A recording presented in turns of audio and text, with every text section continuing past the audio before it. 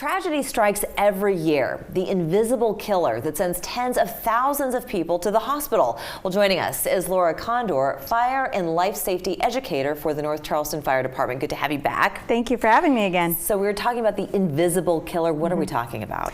We're talking about carbon monoxide poisoning. This is something that is caused by incomplete combustion of fuel. You're burning fuel and it burns dirty in a sense, and carbon monoxide is the byproduct of that. When it is not clean burning, you can get sick from carbon monoxide poisoning, either small doses over a long period of time or high doses over a short period of time. And unlike smoke, it's odorless, it's colorless, it's a gas. And tasteless. And tasteless. So you have no idea. It's not Correct. even like natural gas where you can smell something in the air. This has absolutely no distinction. Correct. And that's why it's so important to know the signs and the symptoms of being carbon monoxide poisoning, and also having an alarm that will alert you if there is high levels of carbon monoxide in your home. Are there certain times of year where this becomes more important to bring it to the public's attention about carbon monoxide warnings? Yes, so it tends to be in the winter time when things are getting colder out. People tend to turn on their gas heaters. They have space heaters that might be fueled by gas, or you start your car up in the garage with the door closed. The carbon monoxide can flow through your house. And then also when we have emergency situations of loss of power, aka hurricane season, generator use. Sometimes generators are also used in the winter time.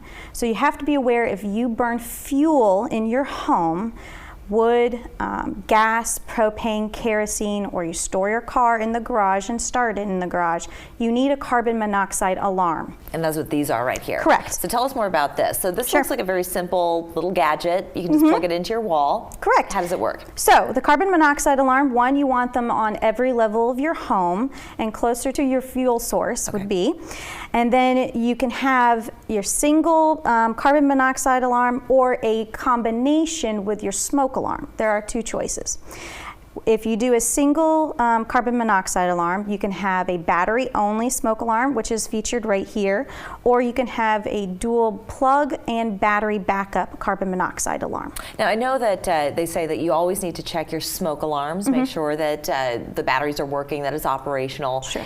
How do you check this, and how long do these typically last? So checking these are very similar to smoke alarms. There's going to be a test button on either of these devices. You push that test button and it will go through a cycle and alert you, and it will have a light that usually indicates good.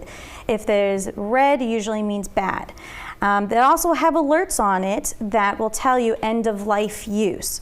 So typically you want to go by the manufacturer guides on when to replace them. They could be 5, 7, or 10 years. Now, I know the American Red Cross, for instance, they will hand out smoke alarms. Is anybody locally handing these out for free for people who want easier access? Some. There are grants that people get. Our department uses Fire Safe South Carolina from our Fire Safe state fire marshals, and we do 55 and over for our citizens. Beautiful. So we're going to put that information up on the screen. I want to thank you so much for this warning, and everybody stay safe out there. Thank you again for joining us. Thank you for having me. We're back after this.